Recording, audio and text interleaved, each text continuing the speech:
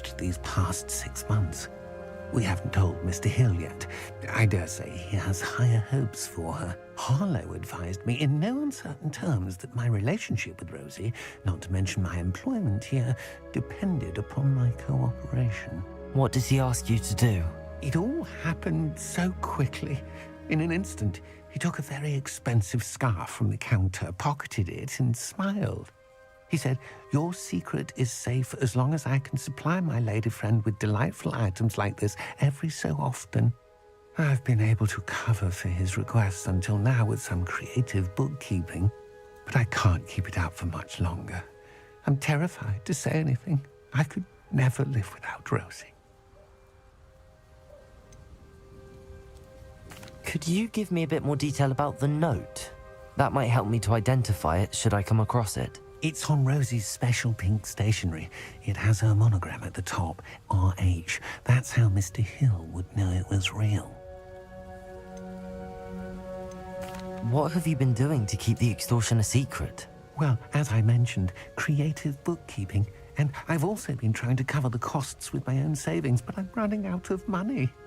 Of course, none of this bodes well for my efforts to improve my circumstances and to be worthy of Rosie. I met Mr. Hill the day of the troll attack. He was kind to me. Why don't you just tell him? He's a lovely man, but when it comes to Rosie, I fear he loses all perspective. He'd see this as a grave betrayal. I'd lose my job instantly, and Rosie as well.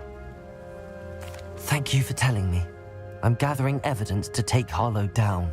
I would love nothing more than to see him rotting in Azkaban, but be careful. He's an awful man and incredibly dangerous. As for Rosie's letter, should you happen upon it, I have committed it to memory. You may destroy it immediately. Understood. Now hurry off before Mr. Hill returns. Where was I?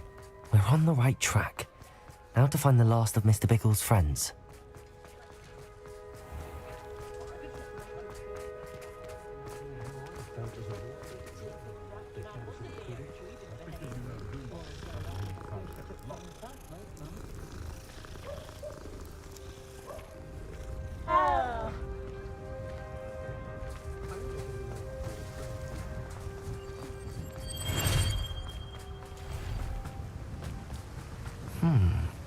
Agabus Filbert must be around here somewhere. Hello there. Excuse me, Mr. Filbert. I wondered if I might speak with you about your dealings with Theophilus Harlow. I hope to ease Mrs. Bickle's mind by gathering evidence against him. Oh, tragic what happened to Bickle. He wanted me to speak out against Harlow for an act of violence committed against me. But I feared Harlow's retaliation, and so I refused. If you had spoken out against him as Mr. Bickle asked, perhaps Harlow would be locked away by now. Perhaps. But perhaps I would have suffered a similar fate. You said that Harlow committed an act of violence against you. Could you tell me what happened? Before my extraordinary wife, Dulcibella, passed away, she had just completed a small book of poetry. As a surprise for her birthday, one she never had the chance to celebrate, I had the book beautifully bound and plated in gold. One day, Harlow came calling to punish me for having spoken out against the Neanderthals that comprise Rookwood's lot. Before I knew it, I'd been petrified, and Harlow was rifling through my home. He found the book of poetry, with its exquisite gold plating. I watched helplessly, lying there in my entranceway as he walked away with the book, laughing as he went. I was shaken to my core. Still am, to be honest. I imagine you fear Harlow retaliating again, but do you mind if I share this information with Officer Singer? I suppose I have no choice. This extortion can't go on forever. You can pass it on to anyone who may be willing to help. Harlow does not like people talking, as you already know. I've spoken with Mr. Bickle's friends. Now to find Natty.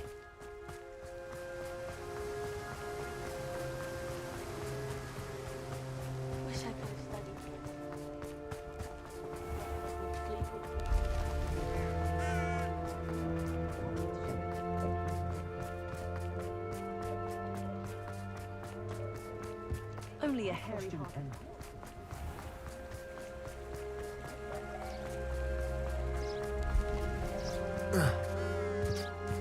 It's not like Natty to be late. She said she was going to the Hog's Head. Perhaps I'll find her there.